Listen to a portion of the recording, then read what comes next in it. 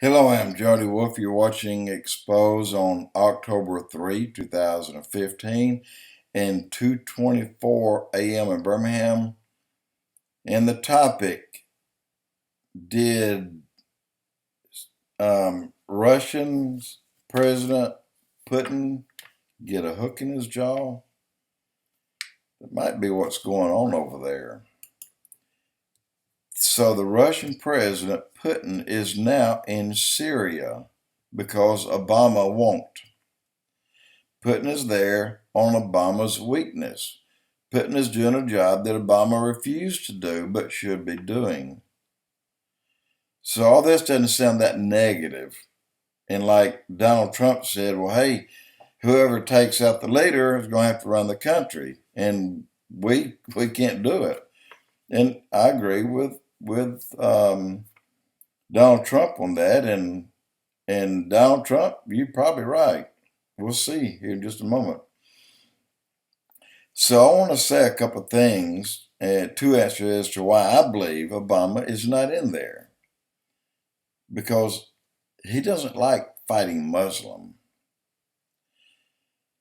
So number one, remember that Obama is Muslim. So Obama helps Muslims and hurts America in the process. Every time he makes a deal with someone, it's costing America billions of dollars.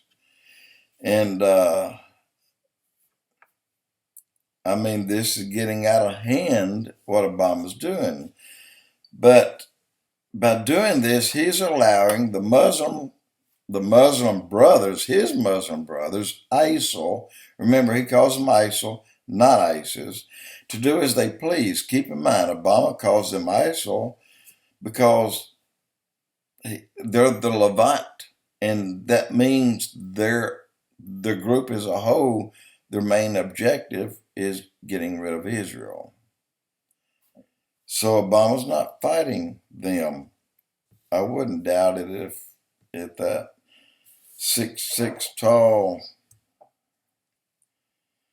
Anyway, let's go on. By this, he's telling Iran and Syria and the Saudis that he will only have limited engagement at a neutral people, and they agree and are okay with this. Well, they kind of like it. Like Russia, Obama is also afraid of his religious leader. Now, I don't believe Russia has a religious leader that they need to be afraid of, but the fact that Russia brought in 180 tanks, unknown number of fighter jets, 2 to 3 aircraft carriers. I know there's 2, and I think 1 out in the Mediterranean. 2 to 3 warships. I know there's 2. 1 may be outside. And has delivered the S-300s to Iran. They came in on these C-130 that we may call, but they're heavy haulers. I don't know the name. And the jets flying underneath with their transponders turned off. So it tells Europe and the Middle East that Russia has come for a much bigger reason. So think about it.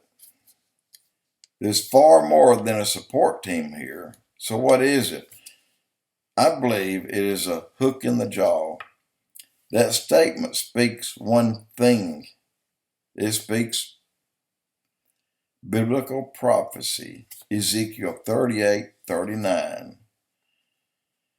So watch now. The bombs will not only go after, this is what Russia's dropping, ISIS, but also the guerrillas, those who are fighting for the freedom of their country against against Assad.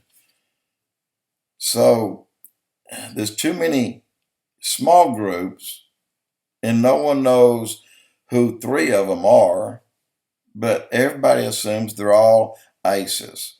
ISIS, and then you have a small military army with Assad, and then you have the guerrillas, which are the ones that wants their country back. So tie it all together, and then add one more thing in that may be really soon.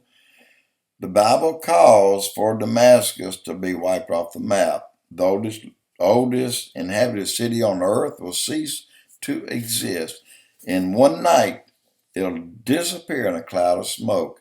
That's biblical. And then, not too long after, Egypt will do the same.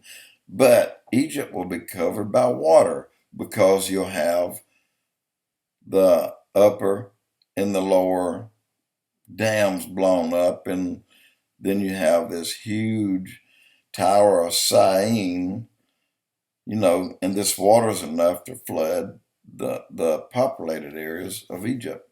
Anyway, I didn't mean to go there, but all these are in Ezekiel 38, 39, and I believe that's the sole purpose for Putin to be there is because he's finally got the hook in the jaw.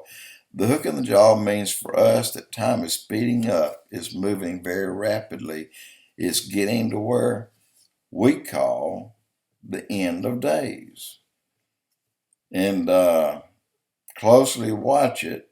We'll know in 4 to 6 weeks, because there's such a buildup now by Russia. It's far more than requires to handle Syria. So what are all the extras for?